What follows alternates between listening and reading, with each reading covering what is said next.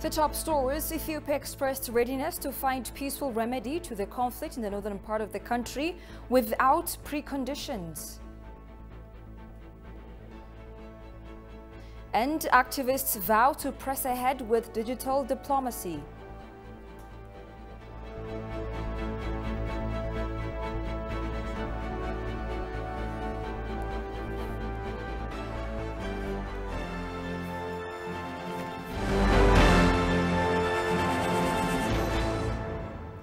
Hello and thank you for joining us. You're watching Addis News Hour with the news. I'm Tabitha John. Do stay with us.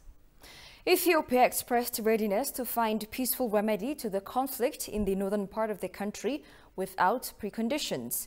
In a press briefing here today, Press Secretariat with the Prime Minister's office, Bilene Suyum, also pointed out that the TPLF's intransigent position and its maintenance of beating war drums continue to be the chief stumbling block to the whole process. We have the following report. Take a look. It is to be recalled that Ethiopia declared an indefinite humanitarian truce as an effort to expedite the provision of much-needed humanitarian aid to people in need in the Tigray state on 24th March. It has also been exerting efforts to observe the said humanitarian truce and urging the TPLF to respond accordingly. Since then, life-saving humanitarian aid has been flowing into previously inaccessible areas in the state. The Ethiopian government has also taken confidence-building measures on several occasions to facilitate peace and to create an enabling environment. To engage on the mechanisms of how. In a press briefing today, Press Secretariat of Office of the Prime Minister announced that the government is committed to the peace process despite a lack of interest from the group in control of Tigray. Citing the three proposals deliberated and approved by the main peace committee, Bilene stated that the government remains committed to resolve the crisis in the northern part of the country without any preconditions. The Peace Committee has yesterday unveiled a peace proposal that it has deliberated upon and adopted. You would note that in the statement that was released yesterday and the consultation that had been had with the key sections of the diplomatic community, the peace proposal has got a three-pronged proposal. Firstly, it proposes for peace talks to happen within the coming weeks towards an agreed ceasefire. Secondly, it proposes to undertake an in-depth political dialogue between the parties leading towards a settlement. And thirdly, it proposes for any other pending issues to be addressed through a national dialogue. This proposal by the Peace Committee of the federal government is another demonstration of the government's continued commitment to peace and for a peaceful resolution of the conflict. It puts into perspective that the people of Tigray, affected communities in Afar and Amhara region, as a consequence of the devastations, need respite at this moment. It establishes that talks must be without any preconditions because Ethiopians in the Tigray region need not continue being prisoners of TPLF's own political interests. It is cognizant of TPLF's continued forced conscription of youth in the Tigray region. It is cognizant of TPLF's accumulation of weaponry through channels masquerading as humanitarian assistance and through other means. It is cognizant of the illegal flow of foreign and local currency being funneled into TPLF's coffers to finance another altercation. It is cognizant of the siphoning of humanitarian assistance and fuel reserves towards combatants instead of intended beneficiaries within the Tigray region. It is cognizant of the actors that are aiding and abating the TPLF's affront to peace. In spite of all of these, the posture of the government remains that of peaceful engagement and a resolution of this conflict in a peaceful manner. Concerning humanitarian response updates, Bilene stated that much-needed humanitarian aid continues to be dispatched by government and humanitarian aid partners to those who desperately need it. Moving on to humanitarian response updates, briefly, the data that I have from the National Disaster Risk Management Commission is for the period of July 20th, 2022 to August 9th, 2022. Thus far, for the Tigray region, above 29,000 or close to 30,000 metric tons of food 31,940 metric tons of non-food items, 300 million birr, above 66,000 liters of fuel, 23.63 metric tons of medicine, 2,096 metric tons of fertilizer have reached Mekelle for distribution to beneficiaries throughout the region. For Amhara and Afar regions, the data that I have, again for the same period specified, July 20th to August 9th, 2022, includes 7,543 metric tons of food to Amhara region beneficiaries that has been dispatched, and close to 3,000 metric tons of food to Afar region beneficiaries that are still in need, which has also been dispatched. Regarding the issue of restoration of disrupted services in Tigray, Bilene Siyum reiterated that the Ethiopian government makes it clear that security and administrative arrangements within the Tigray state must be put in place in order to facilitate technical repair work of said services. The House of Federation has given green light for 6 zones and 5 woredas that were under the Southern Nations, Nationalities and Peoples Region, SNNPR, to hold a referendum and establish a new region if supported by the inhabitants. The other zones and a special woreda are namely Hadiya Zone, Halaba Zone, Kambata Tambaro Zone, Gurage Zone, Silte Zone, and Yem Special Woreda would remain in the Southern Nations, Nationalities and Peoples Region, it further decided. In its extraordinary meeting held today, the House passed the decision with a majority vote in support of the formation of the new South Ethiopia region and the remaining of the stated zones and special woreda with their former region, the Southern Nations, Nationalities and Peoples Region. It also instructed the National Electoral Board of Ethiopia to conduct referendum within 3 months.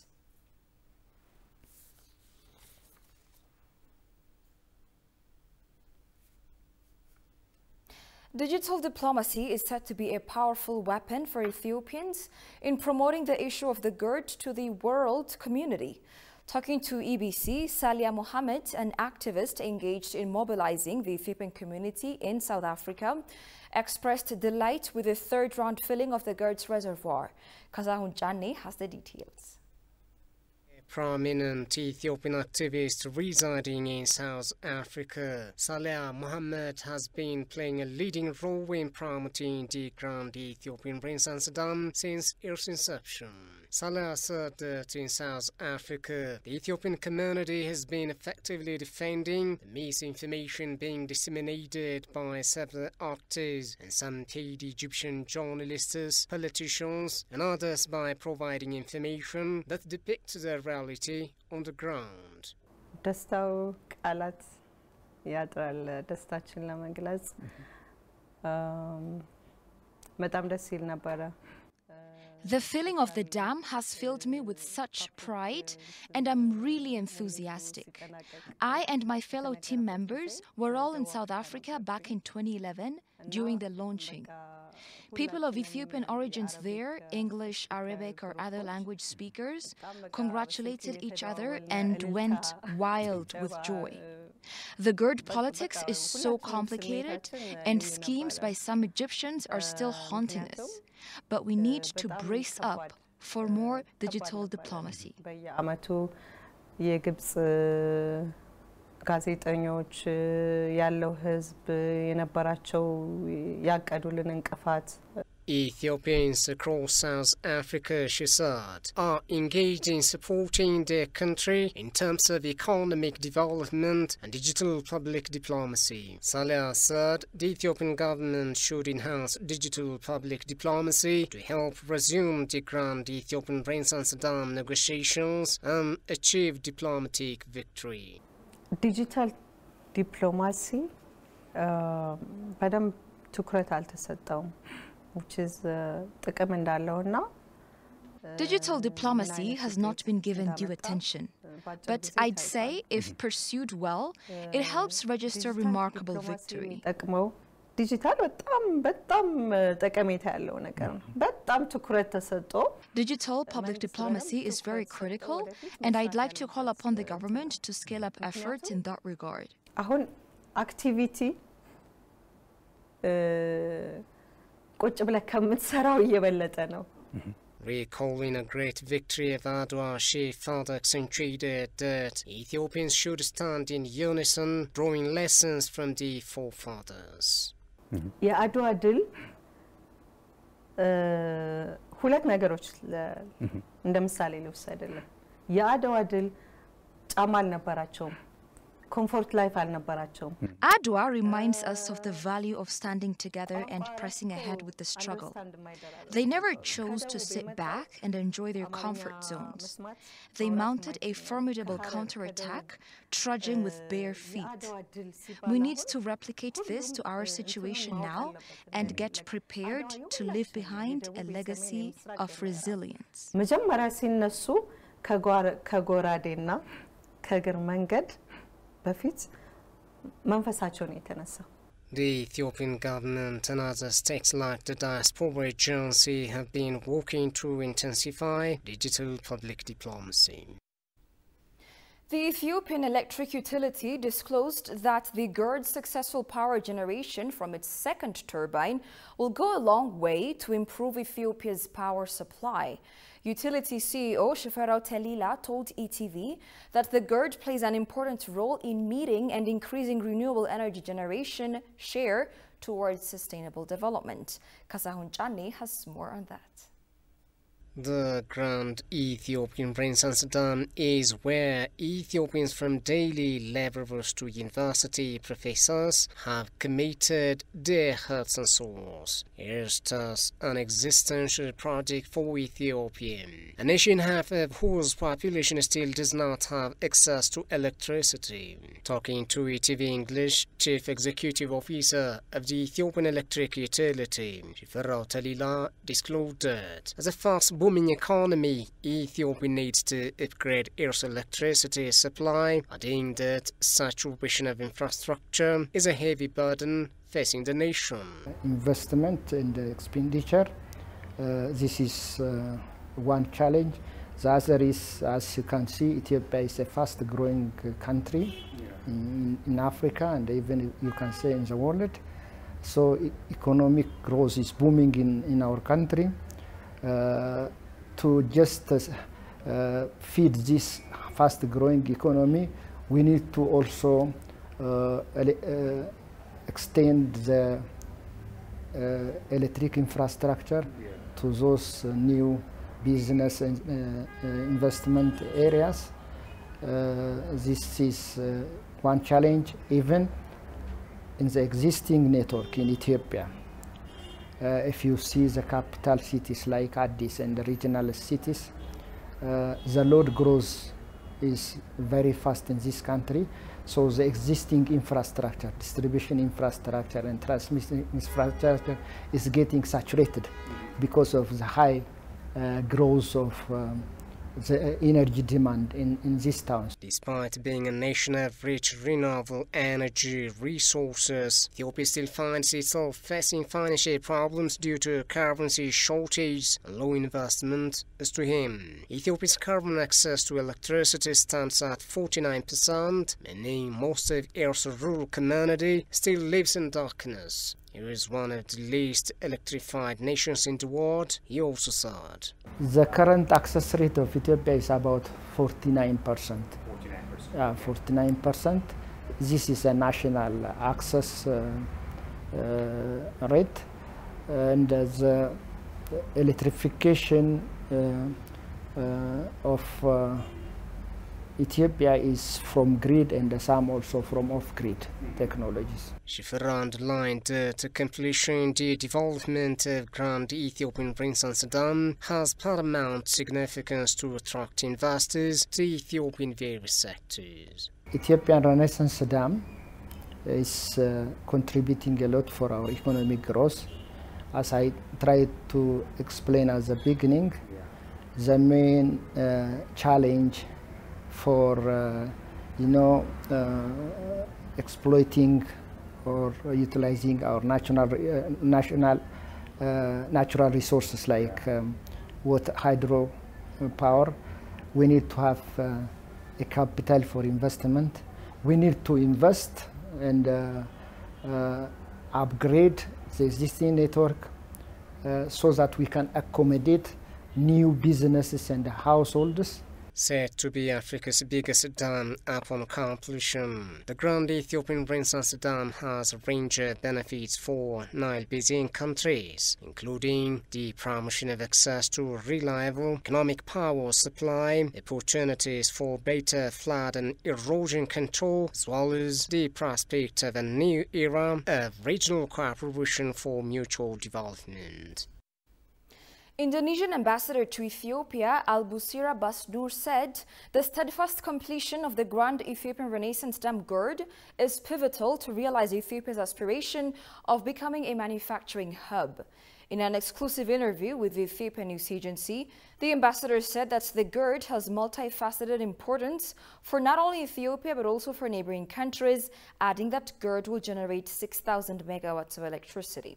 This puts Ethiopia as a great country, rich of energy and the powerhouse of electricity. With that electricity, people in Ethiopia and people in neighboring countries will easily develop and increase their economy by creating home industries. The ambassador noted that Ethiopia and Ethiopians, as well as its neighbors, develop their economy, prosper, and improve the livelihood of each and everyone.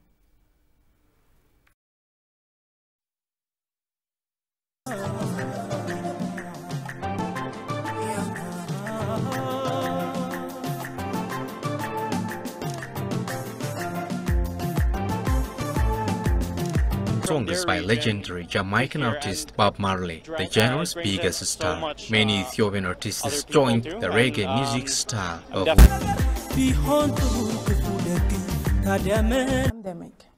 You have seen also the cruelty of the blockade, because it has impact in Cuba's ability to fight against the pandemic. No regulations were lifted of the blockade during the time of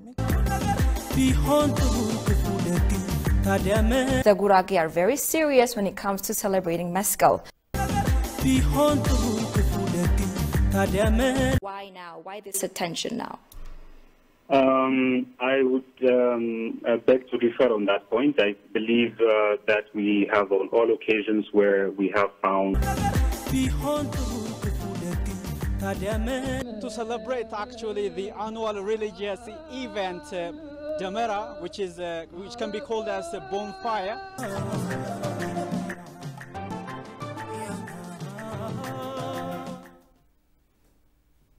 Foreign Minister Demeke Mekonnen met with Sarah Montgomery, UK Special Envoy for the Red Sea and Horn of Africa, today in his office. The Foreign Minister recalled the historic relations between the two countries and emphasized the importance of further solidifying ties between Ethiopia and the UK. He also valued the comprehensive and all-encompassing assistance provided to Ethiopia by the UK government. Mekonnen also spoke extensively about the state of affairs in the northern region of Ethiopia and the government's commitment to the current peace process being spearheaded by the African Union. The Special Envoy stated that because of this, her first trip to the Horn of Africa, she is eager to learn how she can support the peace process.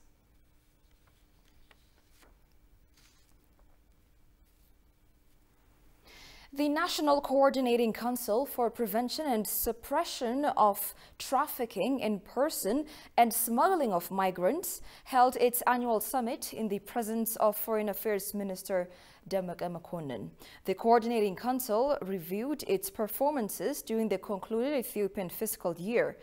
In its report, the Council announced that it has carried out a range of activities to rehabilitate citizens returned from Saudi Arabia.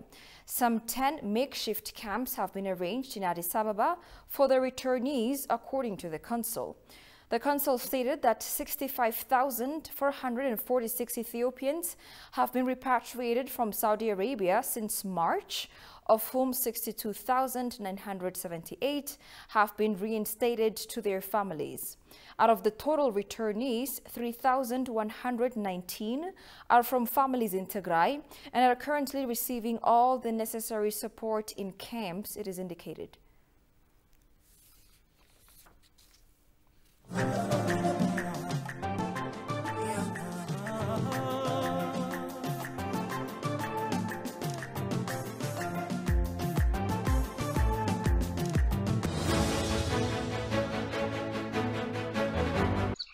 ጊዜ ይለዋወጣል እኛ ግን ጸንተን እንቆማለን ሀገር ማለት እኛ ነን You're watching Addis News Hour.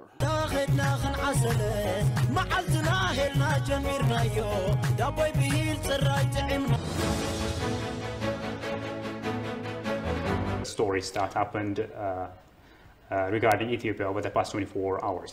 Okay, there have been just a handful of stories, but for the time being, I've just chosen two of them, which are for.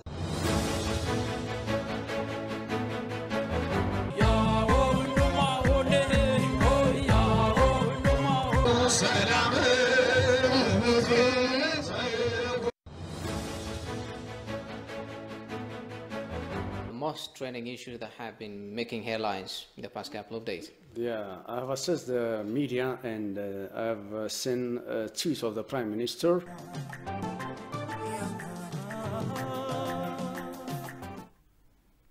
As the rainy season is nearing to end and the Ethiopian New Year is right around the corner, the faithful of the Ethiopian Orthodox Tewahedo Church celebrate the unique outdoor religious and cultural festival Buhe on the 13th of the Ethiopian month Nahase, or August 19th. Buhe, also known as the Festival of Debre Tabor or the Festival of Transfiguration, is one of the old age annual religious and cultural festivals. On this day, young boys go from door to door, praising house occupants or owners, expecting the traditional bun known as mulmul or some money. Jerusalem Betzaha goes through the rest of the story. Buhe is a holiday in Ethiopia held on August 19. On that day, the Ethiopian Orthodox Tewahedo Church celebrates the transfiguration of Jesus on Mount Tabor. They were Moses and Elijah who appeared in heavenly glory. You will fulfill God's purpose.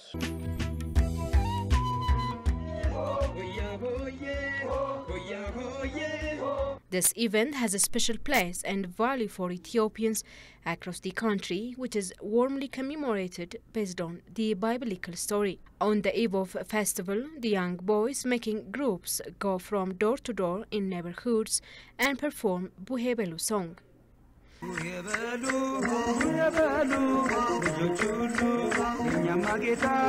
The reason why the Hoya Hoye song is to epitomize shepherds who played at the foot of Mount Tabor, marking the day of Jesus' transfiguration. In return, mothers give them the mulmul they begged for the occasion.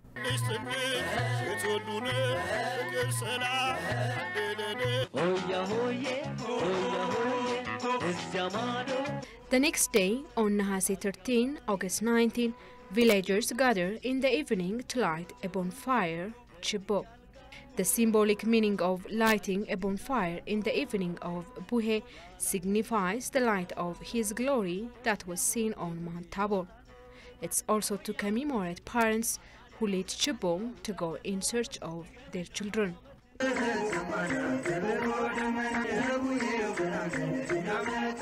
In addition, Buhe is also a tradition where young people are reminded to value older generations. The songs are written and performed in praise of adults and elders. 4 weeks in August, Ethiopian boys dress up and perform songs from door to door in neighborhoods across the country. Hoya Hoye comprises several song parts. Each part consists of distinct melodic, rhythmic chords and lyrical messages. It's wholly arranged in call-response style. Thus, one of the boys serves as a lead singer and the rest of the group as accompanying chorus.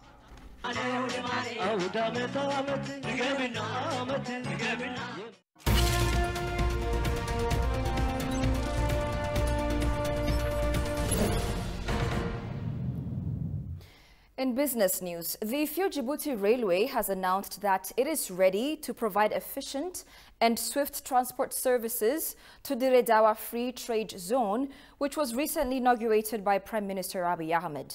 The Redawa's proximity to the port of Djibouti will contribute greatly to the economy, and the fact that the Ethiopia-Djibouti railway line passes through the city makes it convenient for logistics services. Head of Ethiopia-Djibouti Railway Transport Stock Association, Abdi Zenneba, explained that arrangements have been made to provide efficient transportation services for import and export goods to the manufacturers entering the free trade zone.